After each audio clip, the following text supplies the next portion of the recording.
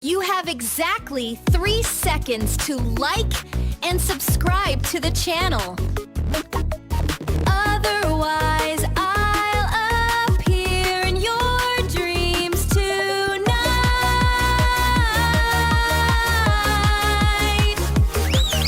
To ask for a donation for that cup of coffee, link below.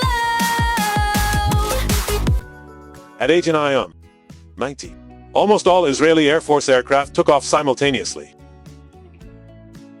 heading towards Egyptian airfields. In just 80 minutes, airports and a series of air bases on the west bank of the Suez Canal were flattened. This event marked the beginning of Israel's six-day miracle. Completely taken by surprise, Cairo had no time to react. The air defense system that the Egyptian army had painstakingly built up immediately crumbled, with nearly 400 aircraft and anti-aircraft gun emplacements destroyed. In the incredible 6 days from June 5th to 10th, 19, the Israeli army mowed the Sinai Peninsula, shed blood in the Gaza Strip, the West Bank, including the old city of Jerusalem, and the Golan Heights.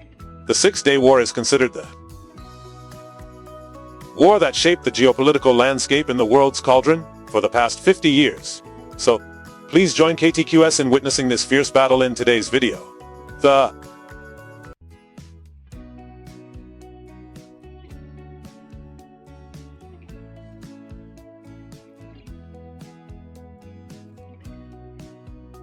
Six, also known as the Third Arab-Israeli War, was a conflict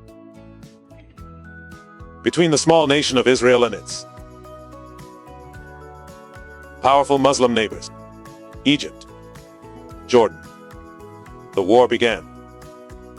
Egypt expelled the United Nations emergency force from the Sinai Peninsula and deployed 100,000 tanks to the Israeli land border, blockading access to the Gulf of Aqaba and cutting off all sea routes into Israel. In fact, Tel Aviv took an extremely risky move by proactively attacking its Arab neighbors. By doing, Israel would be branded an aggressor, facing enemies on 3 fronts simultaneously, ally with the sea behind it, against an alliance of Egypt, Jordan, and Syria, with Egypt alone having 70 million inhabitants. Ladies and gentlemen, at that time, the total mobilization of Jewish people, young and old, men and women, only amounted to 2. On the other hand, Israel risked complete isolation if it initiates a conflict. The Soviet Union and the communist countries pledged allegiance to the Arab world. Then, French President de Gaulle declared that he would not approve of any country making the first move, let alone support it. The US is bogged down in Viet Nam and therefore doesn't want to intervene in the Middle East. The situation in the region has deteriorated significantly after winning the nationalization of the Suez Canal, forcing Britain, France, and Israel to withdraw their troops and return the occupied territories. Egyptian President Nasser's popularity skyrocketed. Arab countries viewed him as a leader capable of guiding them to remove the Israeli thorn in their side and avenge the humiliation of their defeat in the 1940 war. In 1966, Egypt and Syria signed an alliance treaty. King Hussein of Jordan decided to join the treaty. Thus, all 3 of Israel's neighboring countries in the east, south, and north have joined forces. At this time, Egypt had concentrated 7,000 troops near its border with Israel, equipped with state-of-art weapons supplied by the Soviet Union and Czechoslovakia. Syria also deployed more than 60,000 people to the Golan Heights. For its part, after joining the alliance, sent 60,000 troops to the border and placed them under the command of an Egyptian general. In addition, Lebanon also sent a small contingent of troops. Other Arab countries, such as Algeria and Kuwait, have declared their readiness to provide military aid if needed. According to estimates, in 1967, the tripartite coalition had a total of 465 more than and 80-10 aircraft, all ready to strangle Israel. Egyptian President Nasser sees the situation as more favorable than ever for his ambition to eliminate the Jewish state. Cairo declared bluntly, "Our fundamental goal is to destroy Israel. The Arab people want war." Nasser confidently demanded that the UN withdraw all 400 troops of the emergency force from the Sinai Peninsula. This army, originally tasked with separating the two warring bulls, Egypt and Israel, after the 1911 Ladies and gentlemen, the atmosphere is becoming more heated than ever, especially when Egypt deployed its navy to blockade the Strait of Tiran, the entrance to the Aqaba Bay, preventing Israeli ships from reaching Elath, the gateway to the Red Sea. Blocked on that front, Israel is like having one of its lungs cut off. Tel Aviv immediately mobilized all its reserve forces. At the same time, the Israeli government launched a diplomatic campaign. On the very night Egypt blockaded the Strait of Tiran, the Israeli cabinet convened and issued a statement calling on the West to help secure sea lanes for Israeli shipping. However, this plan failed. When diplomatic measures clearly failed to resolve the issue, the Israeli government on June 4th authorized the Ministry of Defense to implement a preemptive strike plan to eliminate the looming threat over the nation. Tel Aviv has decided to invite the veteran General Moshe Dayan to become its Minister of Defense. The moment the war machine begins to be started is now only a matter of minutes away. However, we must remember that neither the US nor Russia intends to intervene in the volatile Middle East. This would be the decisive factor in Israel's victory in the 1967 military campaign, according to military experts. Quite a few advantages. Although the Arab bloc amassed over 450, only a maximum of 1,000 were available for combat. More importantly, following internal political purges of Egyptian generals and officers have been significantly shaken up. The newly appointed officers lacked experience, and although the soldiers were numerous, they had not received thorough training. Logistical coordination is still very rudimentary and underdeveloped. The Jews, on the other hand, were in a position with no way to retreat. They were surrounded on three sides, with the sea behind them. That is why the fighting spirit of the Israeli soldiers was so fierce.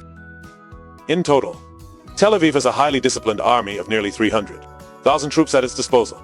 On the other hand, Israeli intelligence operations at that time were extremely effective. But Israel's most important trump card is its defense minister, who, extremely skilled military strategist, General Moshe Dayan, the Dragon General, was a commander who had never known defeat.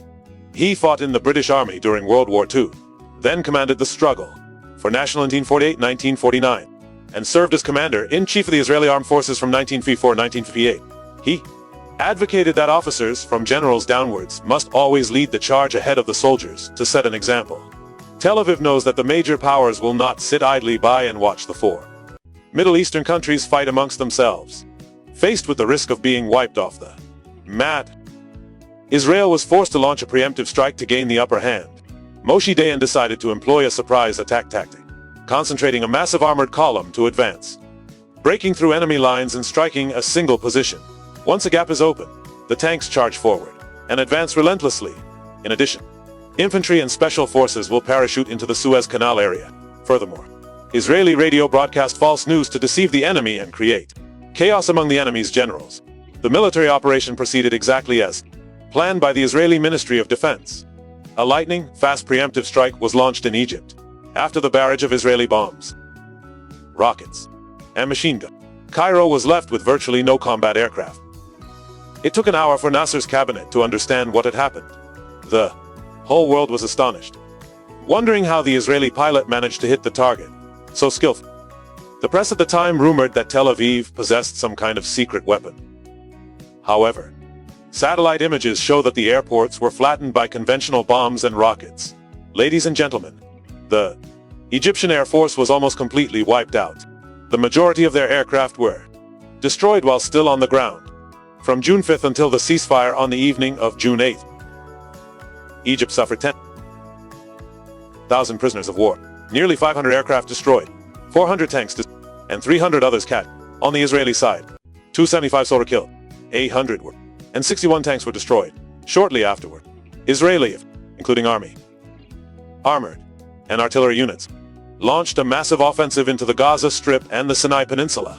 The Egyptian army had 7 divisions, including 4 armored divisions, 2 infantry divisions, and 1 mechanized infantry division, totaling approximately 100 tanks, supported by 100 armored personnel carriers and 1 artillery pieces. The Egyptian army deployed according to Soviet military doctrine, with mobile tanks and armored vehicles positioned in strategic depth for mobile defense, while infantry engaged in combat from their fortified positions. Israeli forces concentrated along the border with Egypt include 6 armored brigades, 1 infantry brigade, 1 mechanized infantry brigade, 3 airborne, and divided into 3 tank and armored divisions. Israel's plan was to surprise the Egyptian army in terms location and method. Ladies and gentlemen, General Ariel Sharon, who later became the 11th Prime Minister of Israel, decided to take the initiative. He sent 2 brigades north of, 1 to break through the defenses at Abu Agila from the south, and 1 to block the road to El Arish and to encircle Abu Agila from the east. Simultaneously, paratroopers were airlifted by helicopter to the rear of the defensive line, destroying artillery to prevent them from shelling tanks and infantry forces. Comprising tank, infantry, paratrooper, and engineer, attacked the Egyptian army from all directions, cutting off their forces. This pivotal battle raged continuously for 3.5 days until Abu Agila fell. Many Egyptian military units remain intact and could block Israeli advances toward the Suez Canal, or engage in combat to stop the Israeli. However, when the Egyptian Defense Minister, Marshal Abdel Hakim Amr, heard that Abu Agila had fallen, he panicked and ordered all units in Sinai to retreat. The order to retreat also meant that Egypt had been defeated. Because the Egyptian army was retreating, the Israeli command decided not to pursue them but instead chased after them, seizing the mountain passes in West Sinai to intercept them as they fled. Therefore, on the 6th and 7th, all 3 Israeli divisions rapidly advanced westward. But the Israeli army was quite unlucky. They were only partially successful in trying to intercept the Egyptian army, as they only managed to capture the Gidi Pass before the Egyptians could pass through, while at other passes the Egyptians arrived first and safely crossed the Suez Canal. Nevertheless, during the 4 days of fighting, Israel defeated the largest and best-equipped Arab army, leaving behind countless destroyed and abandoned enemy vehicles and equipment on the Sinai Peninsula.